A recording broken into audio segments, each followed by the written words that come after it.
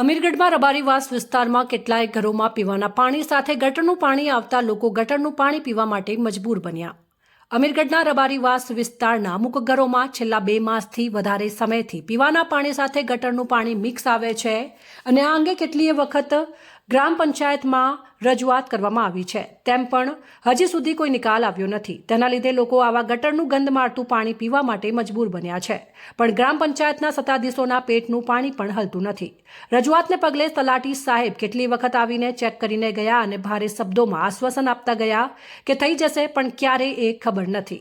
તેના પગલે જાહેર રસ્તા ઉપર એક સરસ મજાનો આશરે 10 ફૂટ જેટલો લાંબો અને 4 થી 5 ફૂટ ઊંડો ખાડો ખોદીને મૂકી દીધો છે, એ પણ છેલ્લા 20 થી 25 દિવસમાં। અને એમાં કોઈ નાના છોકરા રમતા રમતા પડી જાય અને કોઈ જાનહાનિ થાય તો જવાબદારી કોની?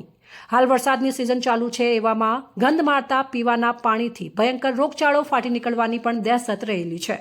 જો કોઈ રોગચાળો ફાટી નીકળે અને કોઈ જાનહાનિ થાય તો જવાબદારી કોની રહેશે? એ પણ એક સળગતો પ્રશ્ન ઊભો થયો છે। અમીરગઢ ગ્રામ પંચાયતના પાપે લોકો ગટરનું ગંધ મારતું ચિકાસવાળું પાણી પીવા માટે મજબૂર બન્યા છે અને અનેક રજૂઆતો છતાં તેનું કોઈ સમાધાન આવતું નથી।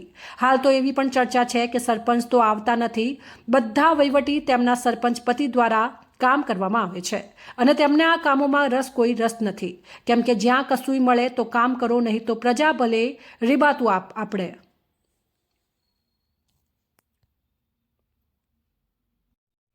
અમીરગઢ ગ્રામ પંચાયતના પાપે લોકો ગટરનું ગંધ મારતું ચિકાસવાળું પાણી પીવા મજબૂર બન્યા છે। અનેક રજૂઆતો છતાં તેનું કોઈ સમાધાન નથી આવતું અને હાલ તો એવી પણ ચર્ચા છે કે સરપંચ તો આવતા નથી, બધો વહીવટ તેમના સરપંચ પતિ દ્વારા કરવામાં આવે છે અને તેમને આ કામોમાં કોઈ રસ નથી, કેમ કે જ્યાં કશું મળે તો કામ કરો, નહીં તો પ્રજા ભલે રીબાતી આપણે શું? માટે સત્વરે આનો નિકાલ લાવવો જરૂરી છે, નહીં તો ભયંકર રોગચાળો ફેલવાની ભીતિ રહેલી છે।